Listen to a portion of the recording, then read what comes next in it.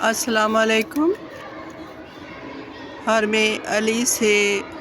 آپ سب کو پرسہ پیش کرتی ہوں۔ آج ایک دفعہ پھر حرم علی سوگوار۔ کل تک ہم اس حرم میں آپ سے خوشی کی باتیں کر رہے تھے، ایک خوشی کا عالم تھا۔ آج ایک غم بھرا دن، غم بھری رات۔ کل آنے والی رات جو ہے وہ علی کی بیٹیاں غمگین، رسول غمگین، کائنات کا ہر ایک ذرہ ذرہ غمگین ہوگا۔ آج اور کوئی الفاظ نہیں ہیں میرے پاس کہنے کو، کہہ بھی نہیں سکتی کہ آج بہت ہی غم بھرا دن۔ میں نے اوپر زیارت آپ کے لیے بنائی، ویڈیو زیارت آ کے آپ کر لیں، رش بہت زیادہ تھا، لیکن میں نے یہ سمجھا کہ آج کی شب کی زیارت بھی آپ کو کروا دوں۔ تو میں ایک شعر سے ابتدا کرتی ہوں کہ آج نجف کی سرزمین، کوفہ کی فضائیں، کربلا کی فضائیں ایک غم زدہ کے عالم میں ہیں، سوگوار ہے۔ پھیل رہا ہے ہواؤں میں غم و سوزوں کا سما، عباس، حسن و حسین کے بابا کی شہادت قریب ہے۔ آج میں آپ کو اپنے مولا امیر کائنات علی ابن ابی طالب کے کچھ چند فرمان سناتی ہوں کہ ہم انہی کے سہارے، بہترین کتاب ہمارے پاس نہج البلاغہ، جس سے ہمیں پتہ چلتا ہے، علی نے بتایا ہے کہ کس طرح اللہ کی بندگی، رسول کی اطاعت کر کے ہم خدا بیوری حاصل کر سکتے ہیں، کہ کیونکہ جب تک ہمیں خدا کی پہچان نہیں ہوگی، ہم اس وقت تک سمجھ ہی نہیں سکتے کہ ان ہستیوں نے یہ کیوں کیا۔ صرف ہمارے رونے پیٹنے کے لیے نہیں کیا، ان ہستیوں نے ایک اس ذات کو پہچاننے کے لیے کہ سب عبد ہے اس کے، اس نے ہمیں اشرف المخلوقات بنایا اور ہمارے لیے زمین و آسمان کی نعمتیں ہمیں نوازی، تو ان ہستیوں کے صدقے میں، اور ان ہستیوں نے یہ کیوں کیا؟ صرف اور صرف اس رب ذوالجلال جو رب کعبہ ہے، رب محمد، رب علی، رب فاطمہ، رب حسن، رب حسین سے دعا و درخواست ہے کہ ابھی ہم بہت مشکل میں ہیں۔ آج کے دن کے صدقے میں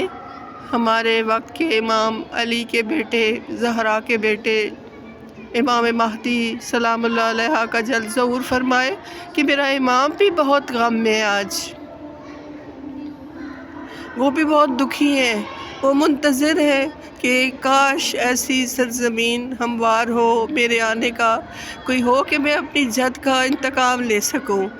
تو ہمیں اگر علی سے محبت ہے، علی سے عشق ہے، میں کسی کی محبت اور عشق پہ شک نہیں کر رہی، میں صرف کہہ رہی ہوں ہمیں وہ سچی لگن اور محبت ہونی چاہیے جو ایک باپ سے اولاد کو ہوتی ہے۔ یہ ہمارے ماں باپ سے بھی زیادہ ہم پہ حجت رکھتے ہیں، تو ان کی محبت کو دیکھتے ہوئے، ان کے دکھ کو دیکھتے ہوئے، ان کی تکلیفوں کو دیکھتے ہوئے، جن پہ آج ہم رو رہے ہیں، آج زمین و آسمان رو رہا ہے، تو ان کی باتیں پہ عمل کر کے تو ہم اللہ کی پہچان کر سکتے ہیں، اور یہ ہمیں خوشی سے اپنا شیعہ کہیں گے کہ ہم نے جو انہوں نے کہا ہے وہی ہم مان رہے ہیں اور کر رہے ہیں۔ تو میرے مولا امیر کائنات فرماتے ہیں کہ ظہور کے منتظر رہو، یہ بہت بڑی بات ہے، اور کاش کہ یہ ہمارے ذہن دلوں میں گھر گھر جائے، اور اس فرمان کو ہم دلوں میں نقش کر لیں کہ منتظر رہو، رحمت خدا سے نا امید نہ ہو، کیونکہ افضل ترین عمل خدا کے نزدیک انتظار ہے۔ انتظار کرنے والے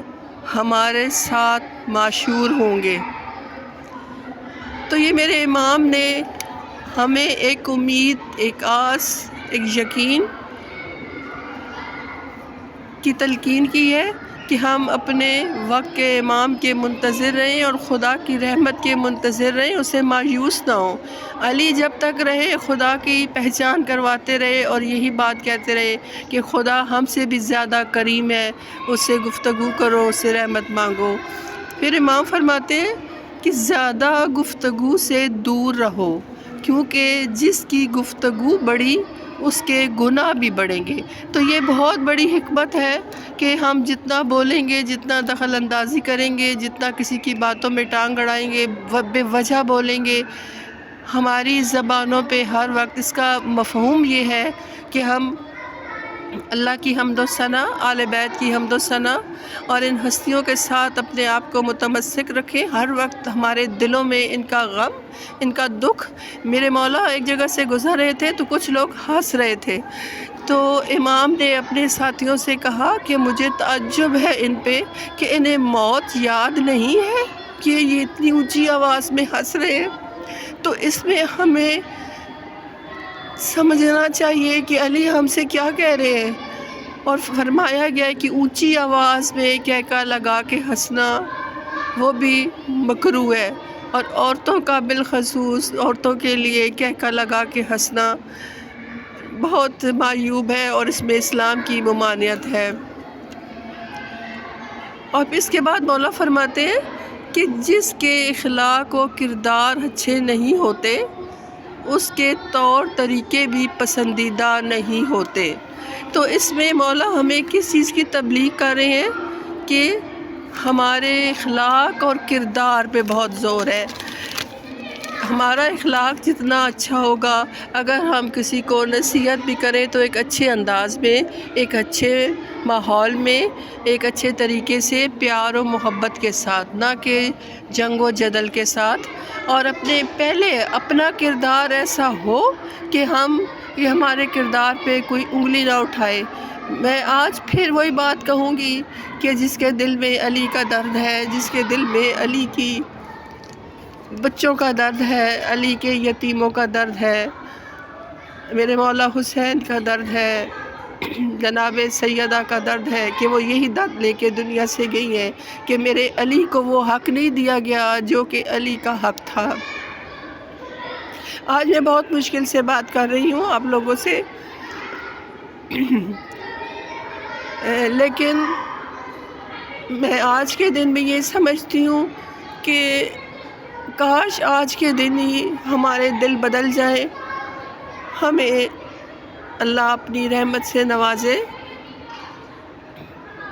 یہ میں سین فاطمیہ میں اس لیے بیٹھی ہوں، اوپر بہت رش تھا، بہت آوازیں تھیں، تو میں نے کہا لیکن میں اپنا درس مولا علی کو جو سناتی ہوں، جناب سیدہ کو، اس میں کمی نہ آئے۔ تو کیونکہ جناب سیدہ یہی کس لیے وہ باہر نکلی ہیں، حق مانگنے کے لیے دربار میں گئی ہیں، وہ علی کا حق، کیونکہ وہ کہہ رہی تھی کہ وقت کے امام کی اطاعت کے لیے نکلی تھی، وہ ویسے نہیں، اپنے حق کے لیے نہیں تھی، ان کو کیا کمی تھی، وہ یہ بتانے کے لیے کہ وقت کے امام کے لیے نکلنا ہم پہ واجب ہے، اور وقت کے امام کی نصرت کے لیے ہمیں کسی قربانی سے دریغ نہیں کرنا چاہیے۔ تو آج میرا یہی ہے اور خواتین سے ہے کہ اپنے گھروں کو، اپنی نسلوں کو اپنے وقت کے امام کے لیے تیار کریں، اور ان کو بتائیں کہ جناب سیدہ کے واقعے سنائیں، ان کو ایک سٹوری کی صورت میں بچوں کو بتائیں کہ ان ہستیوں نے کس لیے باہر نکلی۔ جناب سیدہ مولا علی سے پوچھتی تھی، اس وقت کو سوچیں کہ جب رسول کے بعد مولا علی سے بی بی پوچھتی تھی کہ یا علی، آپ کو لوگ سلام کرتے ہیں، تو مولا علی نے بڑے درد بھرے انداز میں کہا، سیدہ آپ پوچھ رہی ہیں کہ آپ کو سلام کرتے ہیں، میں جب سلام کرتا ہوں تو میرے سلام کا جواب بھی کوئی نہیں دیتا۔ تو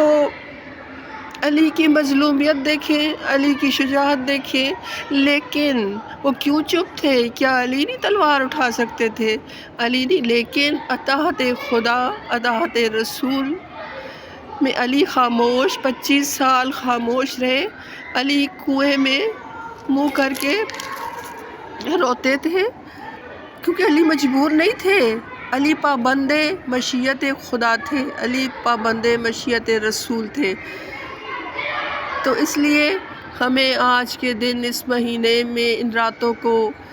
اپنے آپ کو سوچنا اور دیکھنا چاہیے۔